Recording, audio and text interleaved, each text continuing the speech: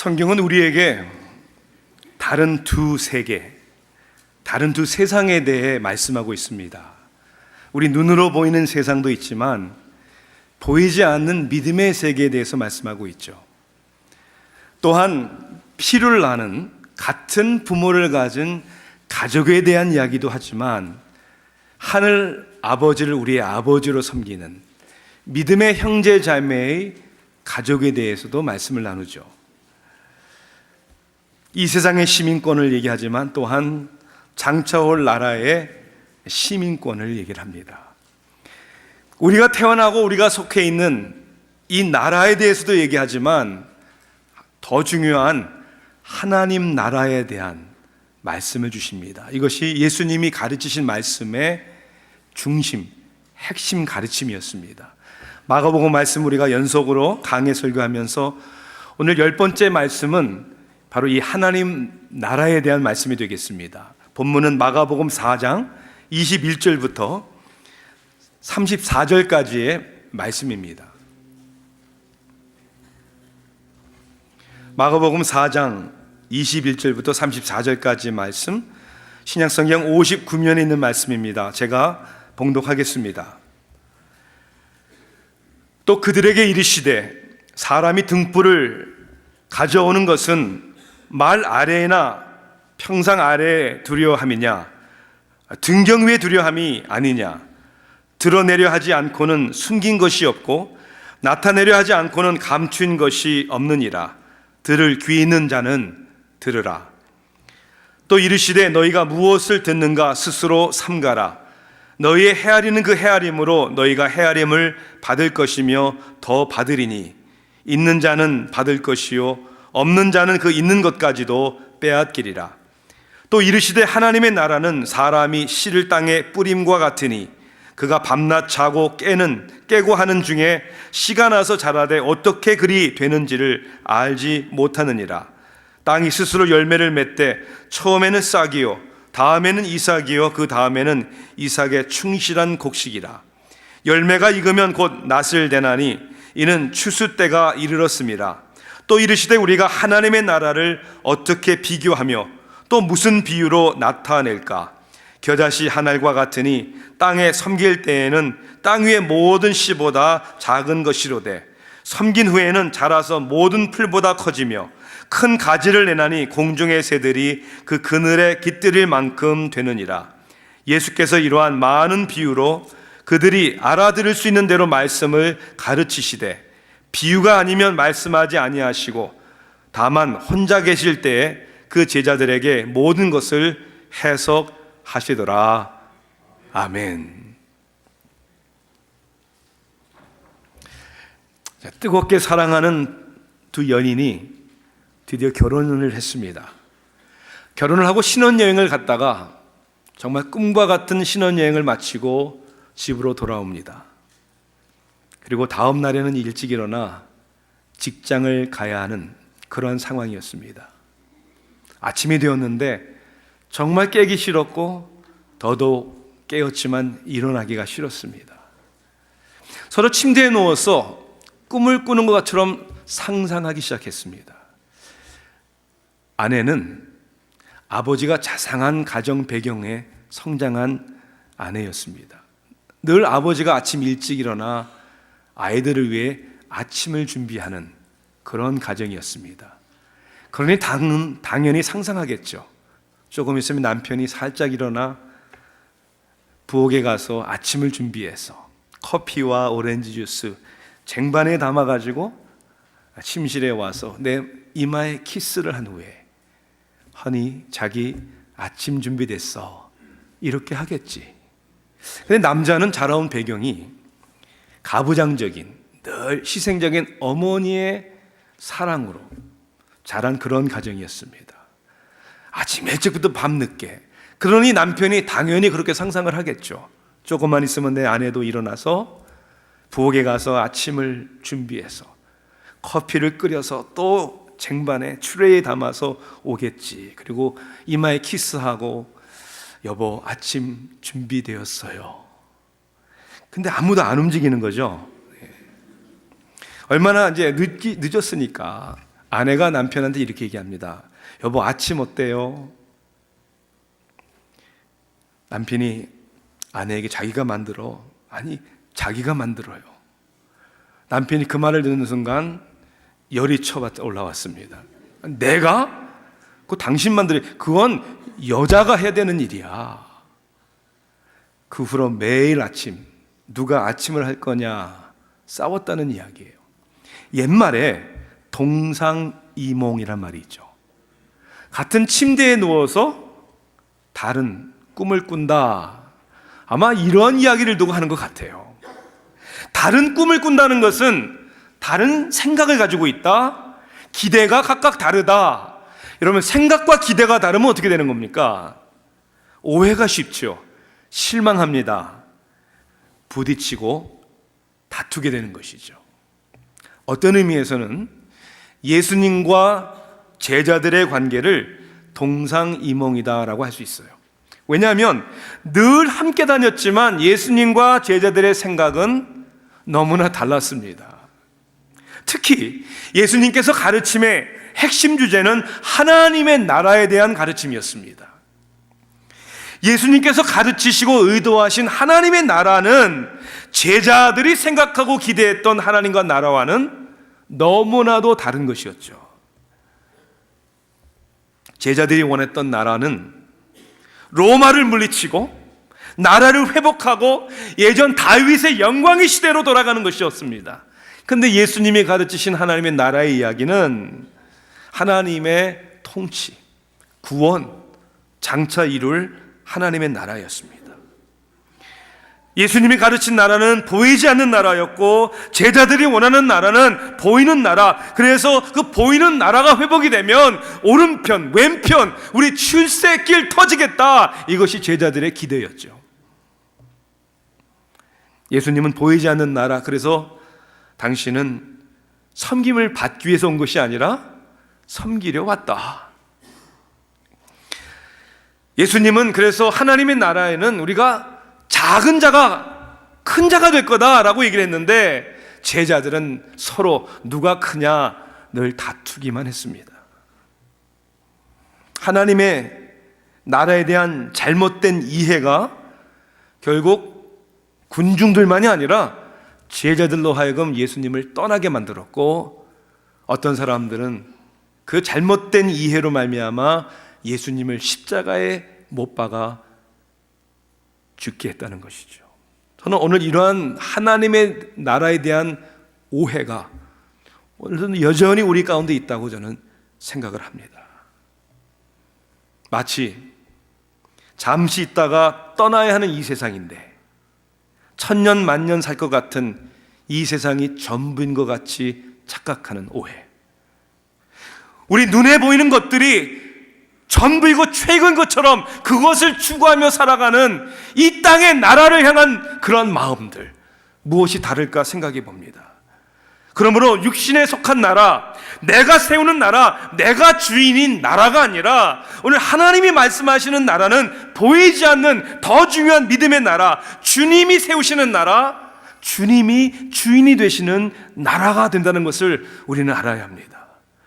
하나님의 나라가 어떤 의미인지, 하나님의 나라에 대한 우리가 어떤 기대를 가져야 하는지, 오늘 하나님의 나라에 대한 우리는 어떠한 책임이 있는지를 바로 아는 것이 너무나도 중요하다는 것이죠. 자, 그러면 먼저 하나님의 나라의 의미가 도대체 무엇입니까? 나라라는 의미를 사전에서 보니까 나라 이렇게 정의합니다. 일정한 영토와 거기에 있는 사람들로 구성되고 주권에 의한 하나의 통치 조직을 가지고 있는 사회 집단, 이게 나라예요. 영토가 있고 사람들로 구성되어 있는데 거기에는 법이 있다는 것이죠. 이 법은 나라 사람들을 보호하기도 하지만 법은 나라 사람들에게 그 법을 알고 준수해야 할 책임을 요구하기도 합니다. 나라의 의미는 다스림이에요. 그래서 이런 말 있잖아요. 로마에서는 로마의 법을 따르라. When in Rome, do as Romans do. 우리가 살고 있는 이 나라의 법을 알아야 하고 법을 지켜야 하는 것처럼, 그러면 하나님의 나라의 의미는 뭘까? 저는 두 가지로 이렇게 설명하고 싶습니다. 첫째는 이미 임한 그러나 아직 이루어지지 않은 하나님의 나라, 이런 양면성이 있는 것이죠. Already, not yet. 이미 임한 하나님의 나라가 있고 아직 온전히 이루어지진 않은 하나님의 나라가 있다는 거예요. 이미 here and now, 여기 지금 우리가 누리는 나라가 있는가 하면 앞으로 장차 올 영원한 하나님의 나라가 있다는 거예요. 우리가 이 땅에서 살고 있기 때문에 그래서 이 세상은 불완전한 것입니다. 우리가 살고 있는 하나님의 나라가 이곳에 임하긴 했지만 고통이 있고 아픔이 있고 죽음이 있는 것입니다.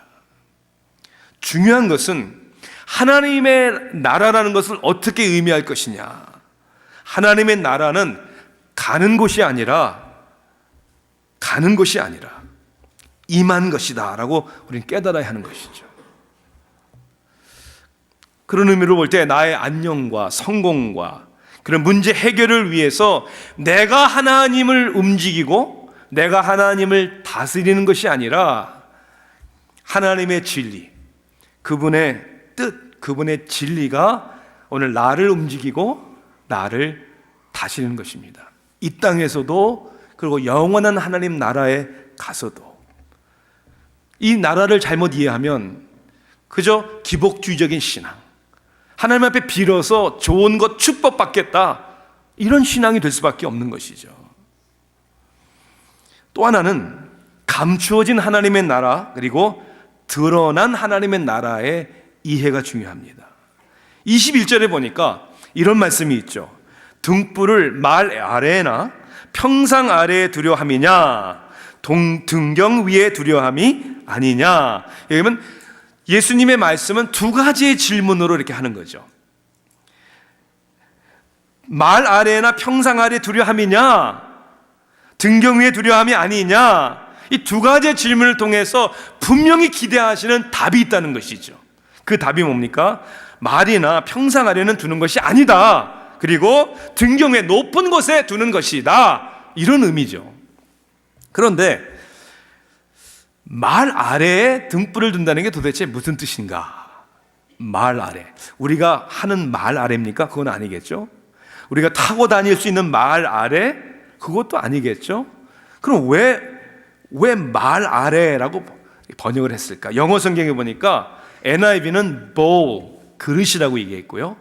또 다른 영어 성경에는 basket, 바구니다, 이렇게 번역을 했습니다. 그럼 바구니라고 번역을 하지 왜 말이라고 번역했는가? 저도 아주 어렸을 때 기억이 나요. 보면 뭐 소금을 사러 가거나 뭘 사러 갈 때 양을 재는 말, 그거 있잖아요. 나무로 만든 그릇, 그렇죠? 기억나세요? 유대인들도 양을 재는 그릇 가운데 말에 해당되는 양의 그릇이 있었어요. 원래 원어의 뜻이 그거라는 거예요. 왜 이런 얘기를 했냐면 누구든지 유대인들도 다 이해하니까. 지금 21세기 2016년이니까 뭐 젊은 사람들은 잘 이해 못하지만 그 말 재는 그릇, 예수님의 가르침의 의미가 뭡니까? 아니 어떤 어리석은 사람이 등불을 그런 그릇 아래다가 감추겠습니까? 어느 누가 등불을 침대 밑에다 두겠어요? 아니요, 밝히 드러나기 위해서 높이 둬야죠. 그런 의미라는 것이죠. 다시 얘기하자면 하나님의 진리는 가려진 것이 아니다. 하나님의 나라는 가려진 것이 아니라 드러나는 것이다. 그런 의미죠. 자, 그런데 예수님은 왜 그러면 확실하게 얘기하시지 비유로 얘기하셔서 어떤 사람들에게는 하나님의 나라의 비밀이 감춰지게 하시고 어떤 사람들에게는 드러나서 알게 하셨는가? 여러분, 이 모든 것의 열쇠는 예수님이십니다. 다시 얘기하자면 예수님을 믿고 예수님을 주인으로 섬긴 사람들에게는 하나님 나라에 대한 말이 이해가 되고, 아무리 똑같은 얘기를 들어도 설교를 수백 번 수천 번 들어도 내 인생의 주인이 여전히 나면, 내 나라를 세우는 사람이라면 하나님 나라에 대한 이야기가 들리지도 않고 거북하고 부담스러운 것이죠. 신앙생활은 쉬운 것은 아닙니다. 그러나 우리 마음에 거슬리는 것은 아닙니다. 우리가 그렇게 살기를 원하지만 연약해서 힘들어하는 것뿐입니다. 결국 주인이 누구냐? 난 누구의 통치, 다스림을 받고 있느냐? 나는 어떤 가치관을 붙들고 살아가고 있느냐? 그것이 하나님 나라의 의미라는 것이죠. 아주 오래전에 동남아시아의 라오스와 베트남 국경선을 정하기 전에는 나라의 왕이 세금을 걷기 위해서 어느 나라에 속한 것을 정하는 방법을 두 나라의 왕이 이렇게 결정했다고 합니다.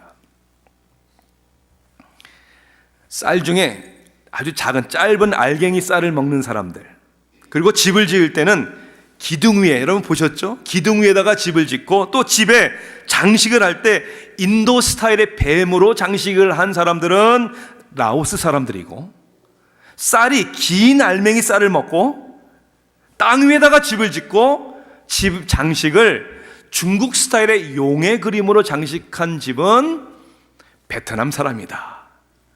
다시 얘기하자면 어느 지역에서 살고 있느냐가 어느 나라 사람이냐를 정한 것이 아니고 어떠한 문화, 어떠한 풍습을 따르느냐가 어느 나라 사람이냐를 정한다는 것이죠. 저는 그것이 더 맞다고 생각을 합니다. 그런 의미에서 저와 여러분은 어느 나라의 습관과 풍습과 가치관을 가지고 삽니까? 네, 우리는 한국 사람들입니다. 그럼 미국에 사니까 또 미국 사람들이에요. 그래서 우리를 Korean American 이렇게 붙잖아요. 그러면 진정으로는 우리는 코리안도 아메리칸도 아닙니다. 우리는 하늘나라 사람입니다. 하나님의 통치를 받는, 하나님의 다스림을 받는, 이것이 하나님 나라의 의미라는 것이죠. 이 땅에서도 하나님의 통치를 받다가 힘들고 어려운 좁은 길을 가지만 이 육신의 장막을 벗을 때는 100% 순전한 완전한 하나님의 통치가 있는 그 나라로 우리는 갈 것을 믿습니다. 두 번째는, 이것이 하나님의 나라라면 오늘 하나님의 나라에 대한 말씀을 주님께서 하시는데 우리는 어떠한 그러면 기대를 가져야 합니까? 기대가 있는 것이죠. 오늘 본문에는 크게 두 가지의 기대를 얘기합니다. 첫째는 하나님의 나라의 능력을 우리는 기대해야 합니다. 지난주에는 우리가 씨 뿌리는 자의 예화를 통해서 씨를 뿌릴 때 좋은 땅에 뿌려지면 30배, 60배, 100배의 열매를 맺는다고 우리는 말씀을 들었습니다. 그 작은 씨가 그렇게 열매를 맺는 능력이 있는 것이죠. 오늘 30절에 보니까 예수님이 우리가 하나님의 나라를 어떻게 비유하며 또 무슨 비유로 나타낼까? 그리고 예수님이 주신 비유는 겨자씨에 대한 비유였습니다. 오늘 성경은 그렇게 얘기하네요. 겨자씨는 모든 씨들 중에 가장 작지만 그랬어요. 자, 겨자씨가 이 세상의 모든 씨보다 작습니까? 사실은 아니에요. 왜 이렇게 얘기했을까? 과장법이에요, 과장법. 제가 이렇게 얘기하면 제 아내가 정성스럽게 맛있게 음식을 만들었어요. 여보, 세상에서 제일 맛있어. 사실이 아니에요. 왜 사실이 아니냐면 제가 세상 음식을 다 못 먹어봤어요. 그래서 사실이 아니에요. 그것은 제 아내의 수고를 고마워하고 정말 아내가 만든 음식이 맛있다는 것을 과장해서 표현하기 위해서 쓰는 말이겠죠. 그 당시 유대인들에게는, 그 당시 그들의 이해는 겨자씨가 가장 작은 씨라고 믿었대요. 그런데 그 씨를 심었는데, 그렇게 작은 씨를 심었는데 나중에 이것이 10feet, 12feet까지 자란대요. 그래서 성경은 얘기합니다. 공중의 새들이 그늘에 깃들일 만큼 되느니라. 하나님의 나라는 능력이 있습니다. 작은 미름이라도 큰 산을 명하여 바다에 던지라 하면 그렇게 된다고 하나님은 약속하셨습니다. 또 하나의 우리가 기대가 있습니다. 그것은 하나님 나라의 신실하심입니다. 신실하심. 26절에 이렇게 말씀하죠. 하나님의 나라는 사람이 씨를 땅에 뿌림과 같으니 그랬어요. 자, 씨를 뿌렸어요. 그런데 27절에 보니까 그가 밤낮 자고 깨고 하는 중에 씨가 나서 자라되, 아니 씨를 뿌리고 24시간 그 씨 옆에서 자라나 안 자라나 안 보잖아요. 밤에 자고 아침에 깨고 하는 중에 그 씨는 자랍니다. 그리고 나중에 싹씨 나고 이삭이요, 그 다음에는 이삭의 충실한 곡식이라. 우리가 뿌리더라도 그것을 자라게 하시고 열매 맺게 하시는 것은 하나님이십니다.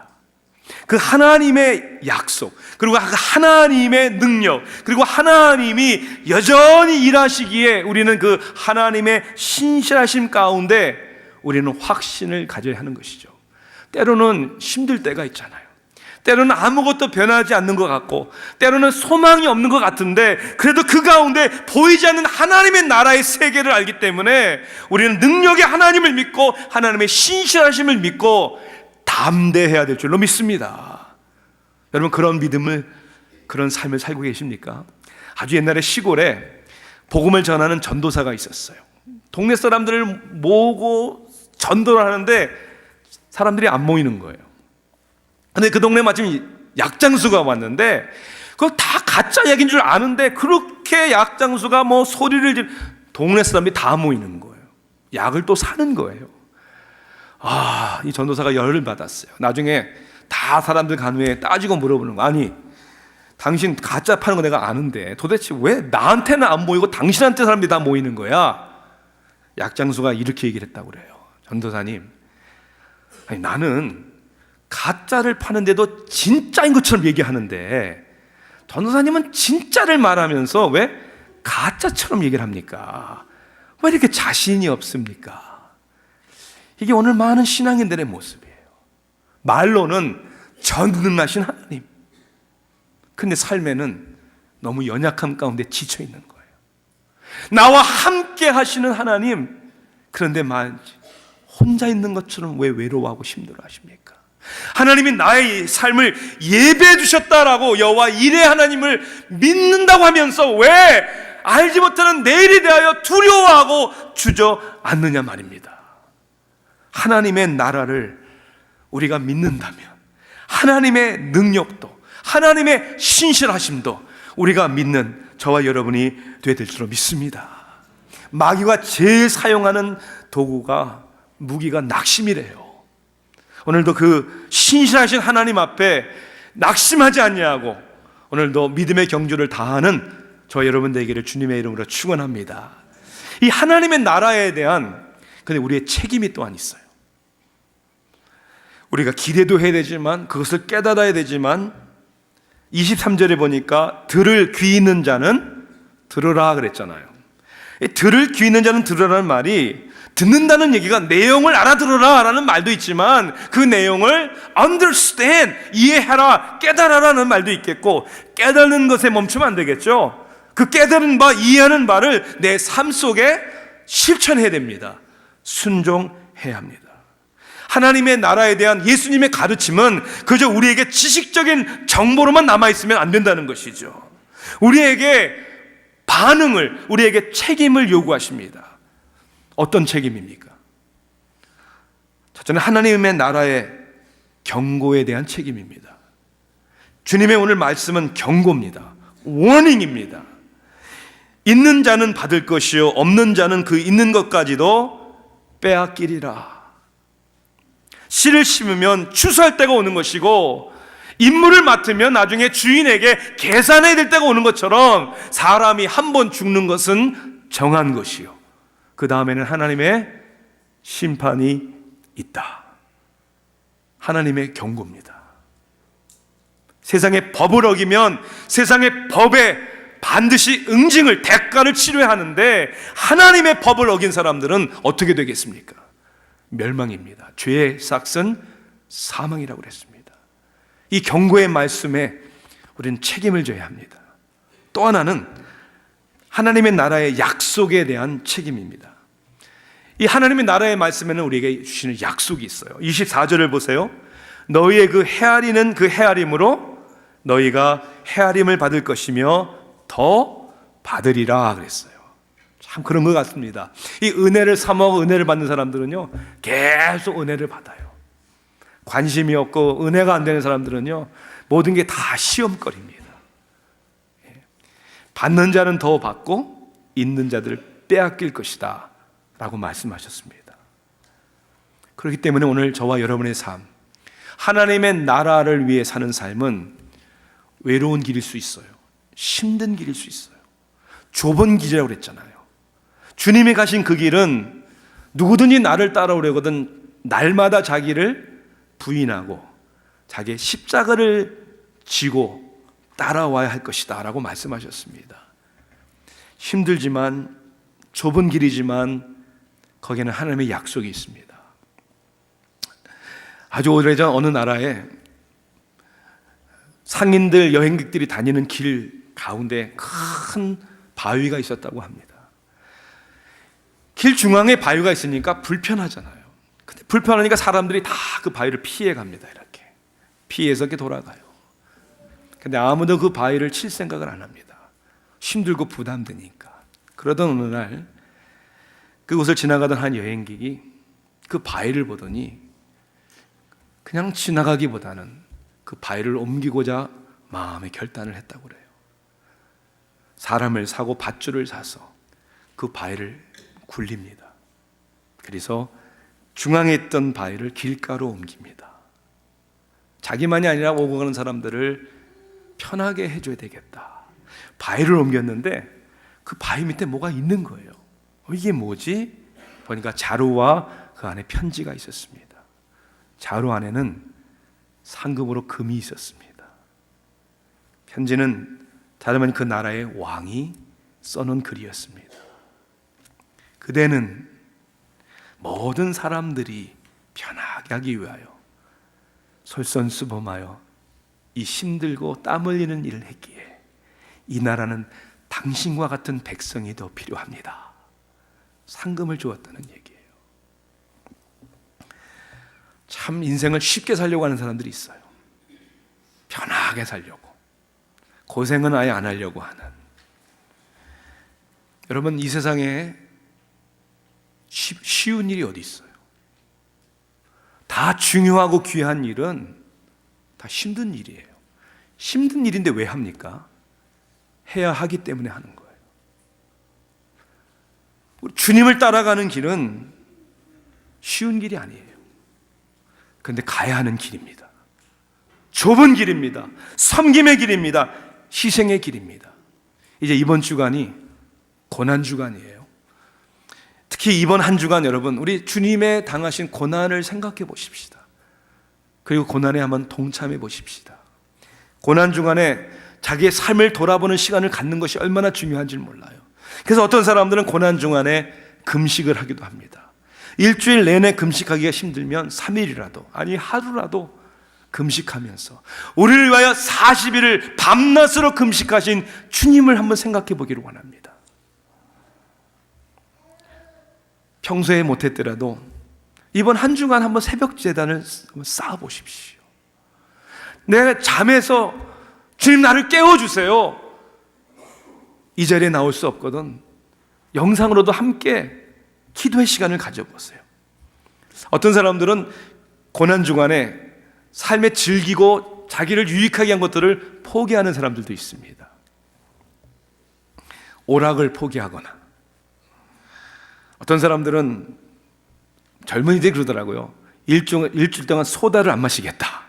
네. 너무 약한 것 같아요. 여러분들의 전화, 스마트폰을 통화하는 데만 사용하시고 다른 건 한번 안 보시는 게 어떨까요? 한 주 동안에 주님에 한번 집중해 보세요. 왜? 다시 한번 내 인생에 나는 어느 나라에 속한 사람인가? 내 인생의 주인은 누군가? 나는 어디로 가고 있는가? 열심히 사는 것보다 바로 사는 것이 더 중요하기에 1850년에 오스트레일리아에서 골드 러시, 금광이 발견돼서 난리가 났었습니다. 빅토리아라는 도시는 그 당시 7만 7천의 인구였는데 골드 러시 때문에 2년 만에 54만 명으로 인구가 늘었다고 합니다. 왜요? 보화를 발견했을 때 사람들은 익사이팅해지는 거죠. 그 보화를 캐기 위하여 난리를 치는 것이죠. 아니 우리도 그랬잖아요. 우리 부모님 세대도 여러분들도 기회를 위해 미국까지 우리의 고향과 조국을 떠나 망망대해 태평양을 건너 여기까지 왔잖아요. 성공을 위해, 출세를 위해, 공부하기 위해 언어도 문화도 낯선 이 땅에 유학하러 오셨잖아요. 왜? 우리에게 가치관이 있기 때문에. 마가복음 2장 14절에 보니까 예수님이 지나가시다가 알페오의 아들 레위가 세관에 앉아 있는 것을 보시고 그랬어요. 왜 세관에 앉아 있었습니까? 세리였습니다. 세금을 걷는 로마의 앞제비였어요. 왜? 나 동족도 이웃도 나 상관없어. 난 돈 벌어야 되겠다. 이 가치관으로 살아가는 그를 만나고 예수님이 뭐라고 얘기하셨습니까? 나를 따르라. 그에게는 순간 선택을 내렸어야 하는 거죠. 내가 돈을 쥐어주는 가치관을 붙잡고 살 것인가? 아니면 내가 주님을 따라야 할 것인가? 주님을 따르기 위해서는 내려놓아야 되는 것이죠. 성경은 간단하게 이렇게 말씀했습니다. 일어나 따르니라. 일어나 따르니라. 일어나 따르십시오. 주님을 따르십시오. 선택을 내리십시오. 나는 어느 나라에 속한 사람인지를 정확하게 여러분의 삶의 가치관과 여러분의 삶의 방향으로 정하십시오. 우리 주님이 그렇게 선택하셨어요. 우리 주님이 이 땅에 태어나실 때 왕궁에서 태어나지 않으셨어요. 구유에서 태어나셨습니다. 우리 주님은 이렇게 말씀하셨어요. 여우도 굴이 있는데 인자는 머리 둘 곳도 없구나. 우리 주님은 섬김을 받고자 하는 선택을 하지 않으셨습니다. 섬기시기 위하여 자기를 많은 사람들의 대성물로 내어주기 위하여 그 희생의 길을, 십자가에 죽기까지 복종하는 아버지의 뜻을 선택하셨습니다. 왜요? 주님이 이루시고자 하는 나라는 우리의 눈으로 보는 그런 나라가 아니기 때문이에요. 잠시 있다가 다 썩어지고 지나가는 그런 나라가 아니고 영원한 나라이기 때문에 우리의 가난을 구하시는 그런 나라가 아닌, 우리를 죄와 저주와 멸망으로부터 구하시는 그런 나라. 오늘 그 하나님의 나라, 그 하나님의 나라의 백성으로서 우리도 그 자녀답게 주님을 따르는 자들답게 살게 되기를 주님의 이름으로 축원합니다. 기도하시겠습니다.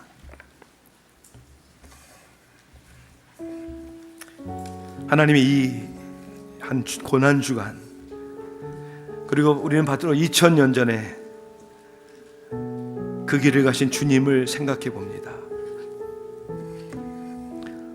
하나님, 우리는 어떤 나라를 생각하고 있었습니까? 어떤 나라의 꿈을 그리고 있었습니까? 오 주님, 영원한 하나님의 나라, 그리고 이 땅에서도 내 마음속에, 그리고 우리의 가정이 하나님의 다스림을 받는 그런 화목한 하나가 되는 가정이 되게 하소서. 아틀란타 새교회가 그리스도께서 다스리는, 주님이 머리가 되시는 하나님의 나라가 되게 하소서. 그리고 우리가 하나가 되고 사랑하는 모습을 통해 그리스도의 제자가 됨을 세상이 알게 하소서. 천사도 흠모할 만한 그러한 삶을 살게 하소서. 우리 가운데 약속하신 대로 그 나라를 이루실 줄 믿고 감사드리며 예수님의 이름으로 기도하옵나이다. 아멘.